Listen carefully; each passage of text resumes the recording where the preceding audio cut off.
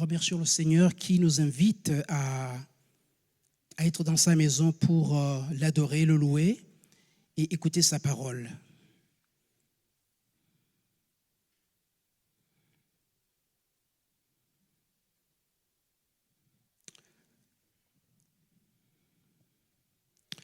C'est l'histoire d'un homme qui a environ 60-70 ans, qui entre dans une entreprise, le siège régional d'une grande entreprise. Le hall d'entrée de l'entreprise est en effervescence. Comme s'il allait se passer un grand événement. En effet,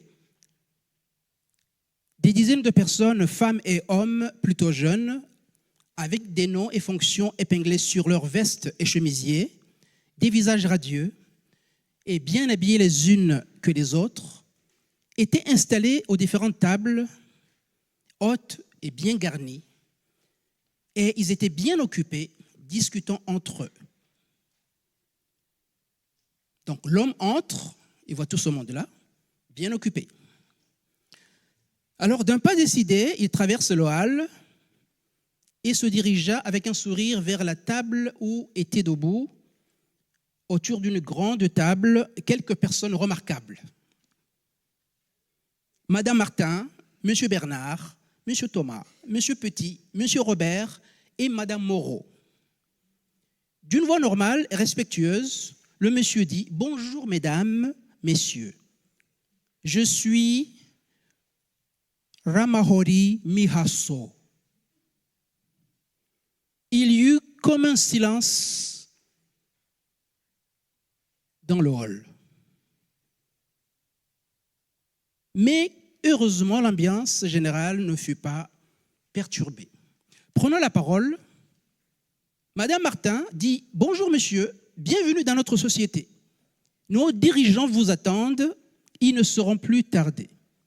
Venez, je vais vous installer. Sentez-vous à l'aise. » « Merci, Madame Martin, » répondit le monsieur, toujours avec un grand sourire. Et les deux se dirigèrent dans une salle d'attente feutrée, non loin des bureaux de direction. Prions. Seigneur, descends sur cette assemblée et bénis-nous pour que nous entendions ta parole, que tu nous as préparée ce matin. Accorde-nous ta grâce. Nous t'avons prié au nom de Jésus. Amen.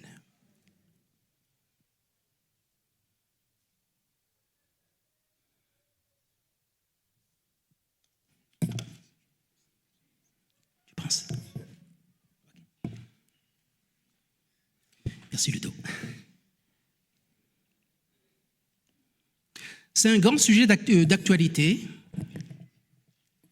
C'est un grand sujet d'actualité. L'identité, on en parle partout. Nous entendons loi immigration, en fait c'est de l'identité dont on parle. La guerre au Proche-Orient, c'est de l'identité dont on parle. C'est quelque chose de très important qui interpelle, qui doit interpeller tout un chacun. Aujourd'hui, nous allons parler de l'identité selon le monde et celle que Dieu veut nous donner.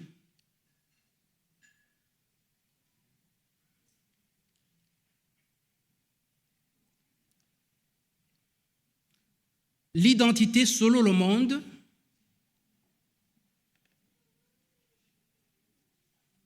L'identité selon le monde est celle que Dieu veut nous donner. Le monde a l'identité qu'il donne à chacun suivant plusieurs critères qui sont bien définis.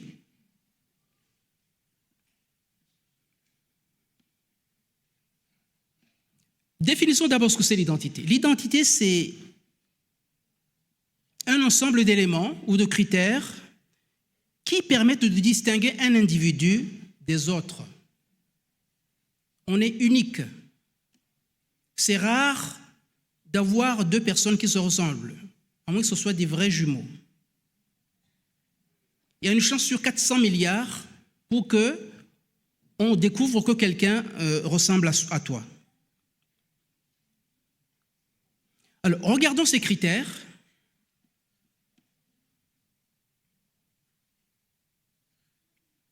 Les critères de base, c'est la ressemblance, c'est le visage, c'est la photo qui est sur la carte. C'est un élément déterminant. Vous savez très bien que la première chose, lorsque deux personnes se rencontrent, c'est se dévisager. C'est incontournable. Il y a des personnes qui savent le faire, il y a d'autres qui n'aiment pas trop, mais c'est incontournable. C'est pour que on sache qui c'est. C'est instinctif, c'est naturel. Donc, le visage. Donc, ce visage doit ressembler à toi. Donc, on ne peut pas présenter, par exemple, une carte, un titre, dont la photo ne correspond pas à la personne qui porte ça. On peut parler de la fausse identité ou d'usurpation, etc. Il y a le nom. Le nom, c'est un critère important parce que le nom est choisi par les parents qui donnent naissance à l'enfant. Et il y a tout un tas de possibilités. Très souvent, on choisit, actuellement, on a tendance à choisir des noms qui sont courts,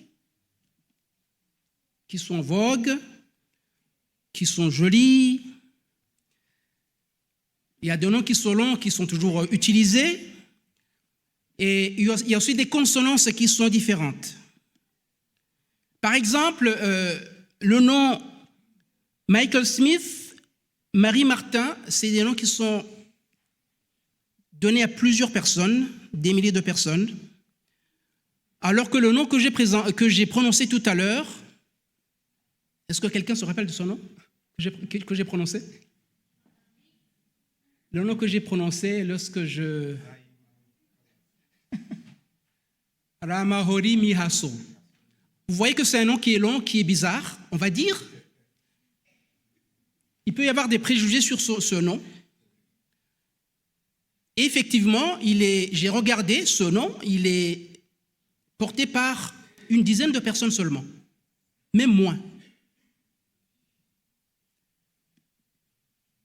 Donc la consonance est importante, la façon de prononcer le nom. Il y a le lieu de résidence. On vit à des endroits différents, on réside à des endroits différents. Il y a des endroits qui sont vraiment différents. Là, j'ai mis il y a des gens qui habitent dans des endroits huppés. Il y a des gens qui habitent dans des endroits qualifiés de bons et des endroits populaires ou pauvres, on va dire. Nous n'allons pas citer tous les endroits, mais c'est juste pour donner la photo de ce qu'il peut y avoir comme résidence. C'est différent suivant les gens. Donc, il y a l'âge. L'âge aussi, c'est un critère d'identité. Très souvent, on associe la jeunesse au dynamisme. Et celui qui est moins jeune, on dit qu'il est mou, il est lent. C'est un critère, en fait, péjoratif, mais qui est souvent accolé à la personne.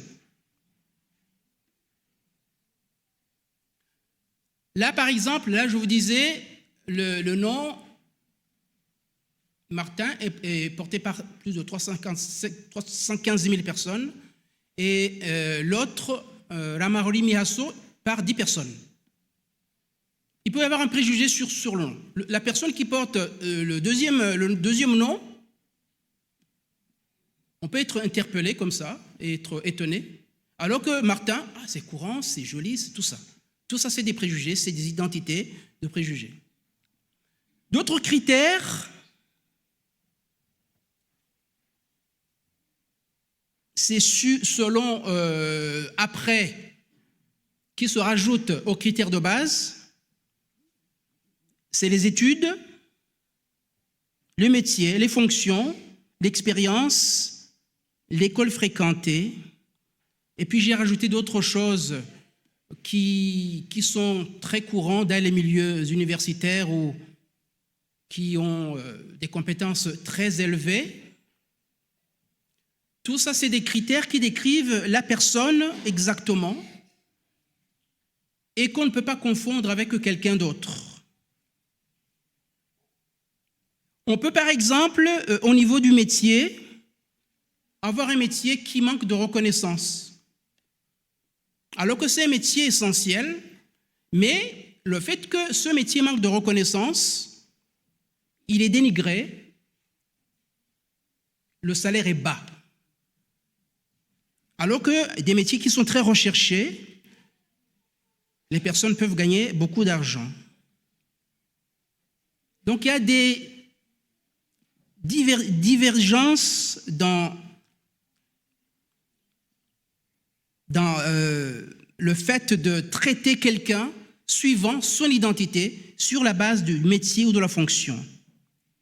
Donc il y a l'expérience, c'est très important dans l'entreprise. On peut, par exemple, comparer l'expérience avec le fait avec l'âge. Ça peut se compenser. On avait vu que l'âge peut donner une fausse idée que le jeune est dynamique, mais il peut manquer d'expérience. Alors que le moins jeune, qui est traité de mou, de lent, a beaucoup d'expérience. Et ça peut se compenser. Il y a l'école fréquentée, donc tout ça, en fait, toutes ces identités, tous ces critères, tous ces éléments sont souvent affichés sur le CV d'une personne. C'est important parce que le monde actuel est très exigeant. Donc, on n'y peut rien, mais c'est important de demander tout ça.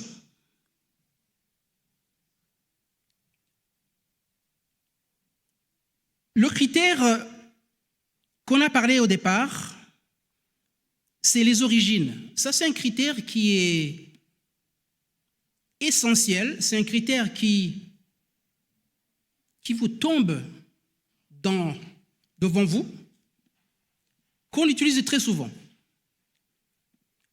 Une question.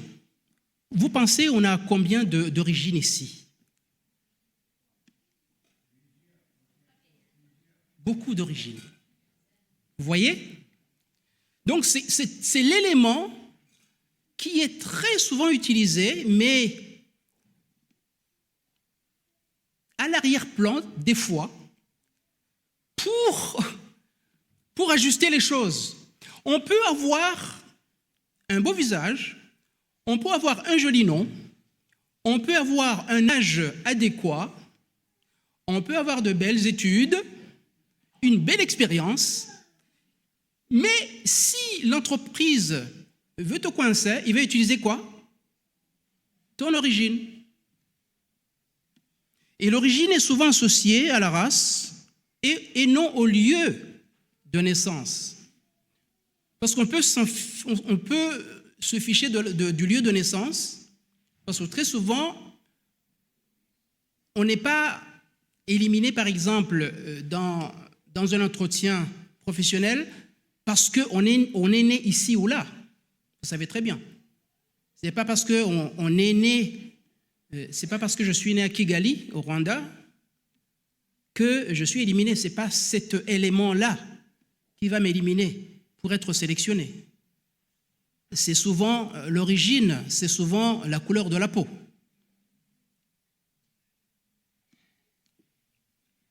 Et à l'état civil,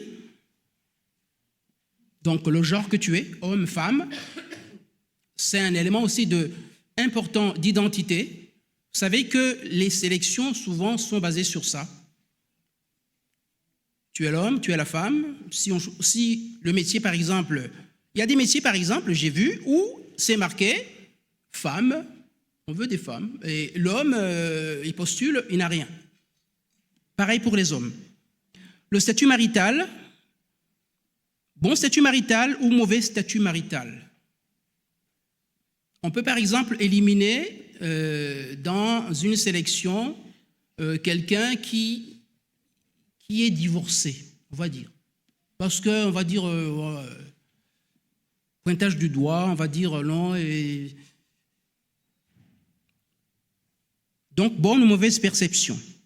Il y a aussi un autre élément qui n'est pas évident dans l'identité, qui est la corpulence de la personne. Sa taille, sa masse corporelle. Ça, c'est des éléments qui sont vraiment, qui peuvent identifier les personnes. Ça, c'est indéniable. Et on va dire qu'il y a aussi des identités. Il y a deux identités, normalement, qui ne sont pas censées être divulguées, normalement, qui ne sont pas courants, qu'on ne demande pas aux gens, mais qui, en fait, sont connus indirectement. Il y a l'état de santé de la personne, si la personne est maladive, si la personne a des maladies rares ou des maladies incurables, des choses comme ça, et ses convictions religieuses. Ça, normalement, c'est des critères d'identité qui ne doivent pas être divulgués. Mais nous savons très bien que quand on veut quelque chose, on l'obtient. Donc, il suffit de se renseigner sur les gens et on connaît très bien leurs croyances, etc., etc. Et souvenons-nous que cet élément-là, conviction religieuse, ça devrait être aussi notre élément d'identité. Dieu nous dit de l'afficher. Dieu nous dit de montrer qui on est. Même si ici, on dit qu'il ne faut pas divulguer cette identité-là. Au nom de quoi? De la laïcité.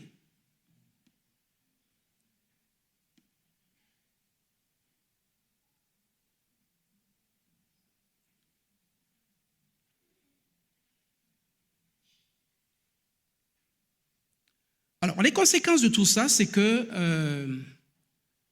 on peut souffrir des préjugés qu'on se fait sur toi. Il y a beaucoup de souffrance. Même les gens qui ne sont pas marginalisés dans leur identité souffrent. Pourquoi? Parce qu'ils sont obligés toujours d'exceller pour ne pas être abaissés. Donc un travail acharné. Ceux qui subissent les conséquences de cela, donc marginalisation, il y a des rejets, il peut y avoir la haine, et on n'a pas la paix en soi, et résultat, incapable d'avancer. On stagne.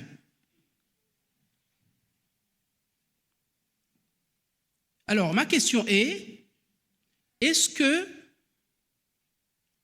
tout cela nous concerne en tant qu'Église? Est-ce que tout cela nous concerne en tant qu'Église? Est-ce que nous nous interrogeons sur l'identité des uns et des autres pour soit les accepter ou les repousser? Est-ce que ça nous concerne?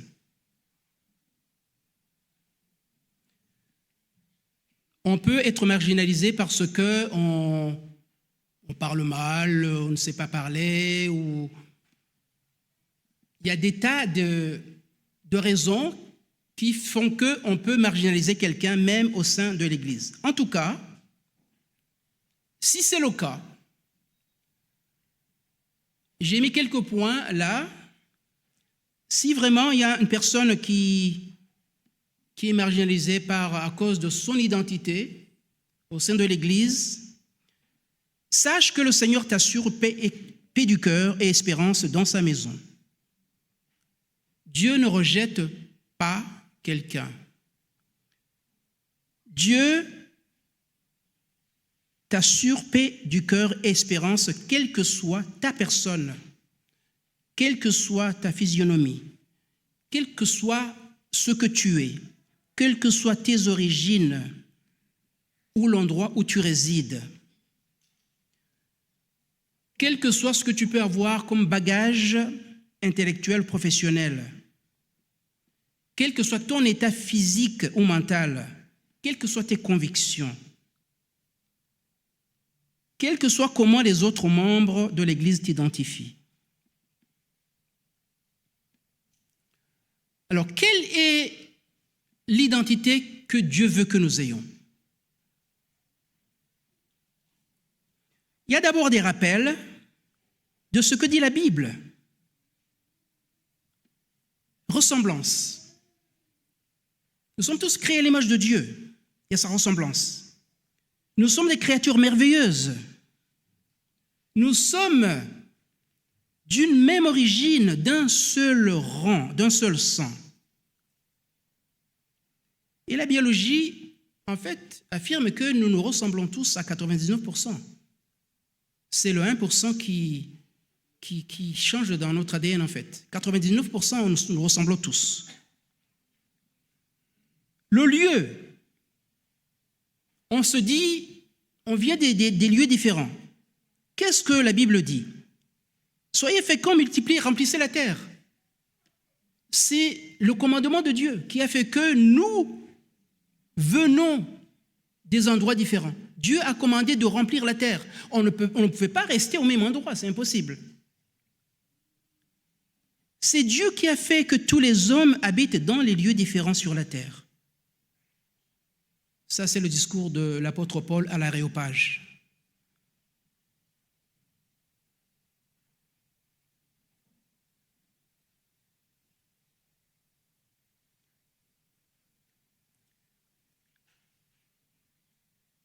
Alors, c'est quoi l'identité humaine restaurée, c'est-à-dire après le péché? Enfant de Dieu. J'ai aimé tout à l'heure le chant que nous avons chanté, où il y avait dedans le thème « Enfant de Dieu ». C'est le nom de celui ou de celle qui reçoit la parole, qui est Jésus-Christ, et qui croit en son nom. Nous sommes appelés enfants de Dieu. C'est un nom qui est différent du nom qu'on peut porter, qui soit un nom qui est rejeté par les gens parce qu'il est imprononçable, il fait pas style. Nous sommes tous égaux en Christ. Il n'y a ni homme, ni femme, ni juif, ni grec. Nous sommes tous égaux. Lorsque nous sommes en Christ, il y a l'égalité, il n'y a plus d'inégalité, il n'y a plus d'identité différente.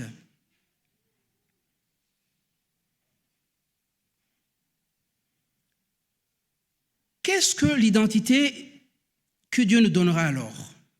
Qu'est-ce que Dieu veut nous donner comme identité? Dieu veut nous donner la foi comme Abraham. Rappelez-vous Abraham comment il a marché avec Dieu. Il a obéi lorsque Dieu lui a dit « quitte ton pays ». Il a marché sans savoir où il allait. Il avait cette foi ferme. Dieu veut nous donner le cœur repentant, comme David. Psaume 51.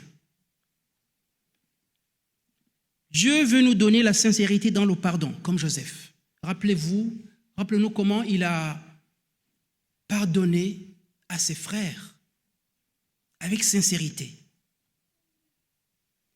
Dieu veut nous donner la patience comme Moïse.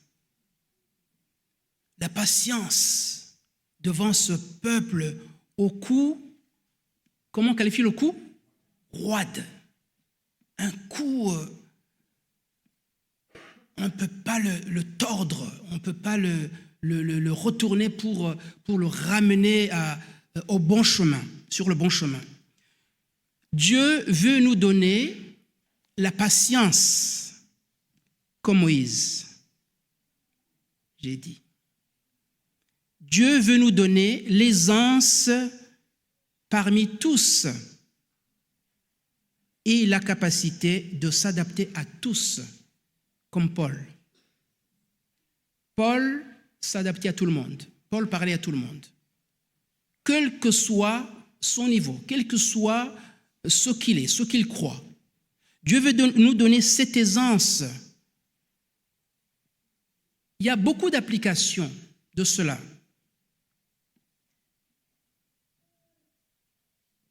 Il y a beaucoup d'applications que nous allons voir tout à l'heure pour notre Église. Alors, qu'est-ce qu'il nous faut en réalité pour que Dieu nous donne tout cela? Pour que Dieu nous donne une identité selon lui. Qu'est-ce qu'il nous faut?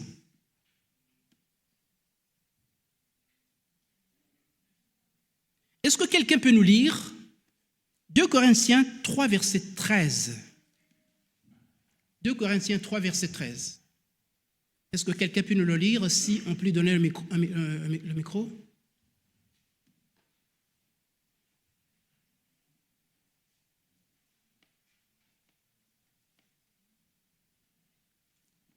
Merci, frère. 2 Corinthiens 13, verset 3, verset 13, excusez-moi. 2 Corinthiens 3, verset 13.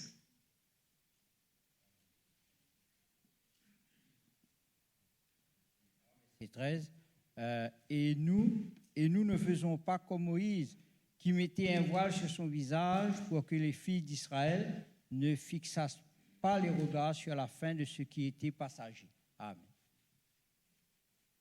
Merci. Moïse mettait un voile sur son visage.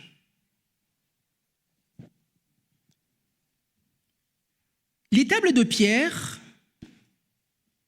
symbolisaient les cœurs non convertis, ce qui signifie l'incompréhension de la volonté de Dieu. Moïse était donc contraint de se voiler la face afin que le peuple ne contemple pas une gloire passagère.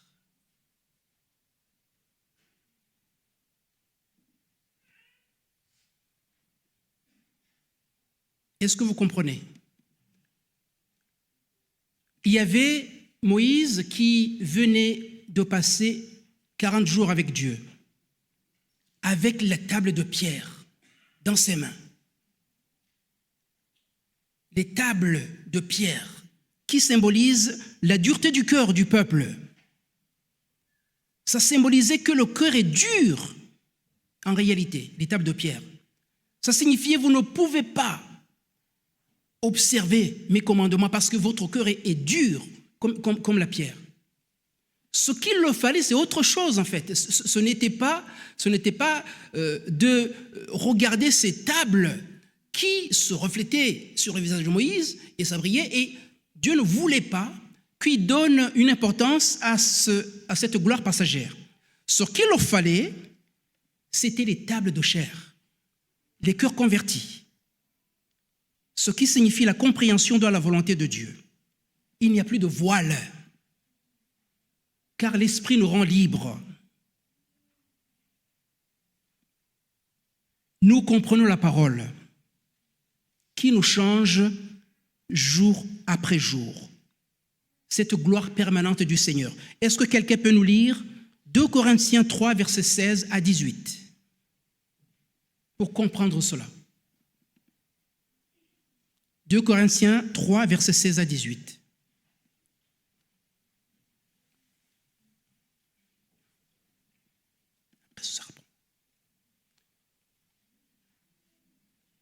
« 2 Corinthiens 3, versets 16 à 18. Merci, ma sœur.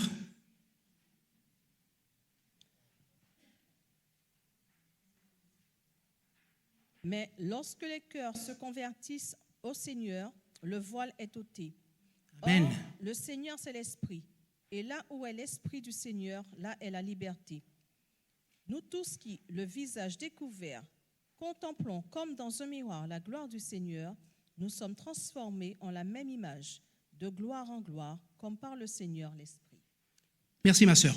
Ce qu'il nous faut, c'est d'avoir des cœurs convertis. C'est la clé pour recevoir cette nouvelle identité. Dieu veut que nous ayons des cœurs convertis. Comment on peut appliquer cela pour notre Église? avec des cœurs convertis et conduits par la foi, ayons la conviction de recevoir l'identité que Dieu nous donne. C'est la force de chacun. Allons avec cette force. En effet, en Christ, ce qui auparavant s'appelait origine, âge, prestance, niveaux sociaux seront dépassés. Nos relations lors des différents programmes et activités de l'Église vont être renforcées. Ce qu'il nous faut, c'est la conviction.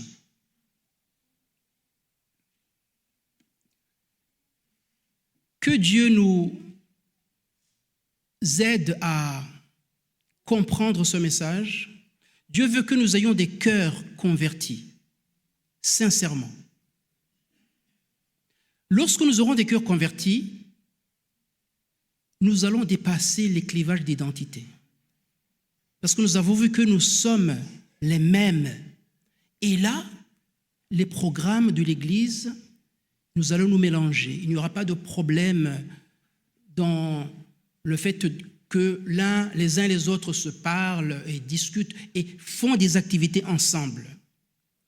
Dieu veut que nous ayons des cœurs convertis. Dieu veut que nous recevions le Saint-Esprit dans nos cœurs, qui nous change. Nous recevons cet amour que Dieu nous promet pour changer nos cœurs, afin que son Église avance et que nous puissions proclamer ce message et hâter l'avènement de Jésus. Amen.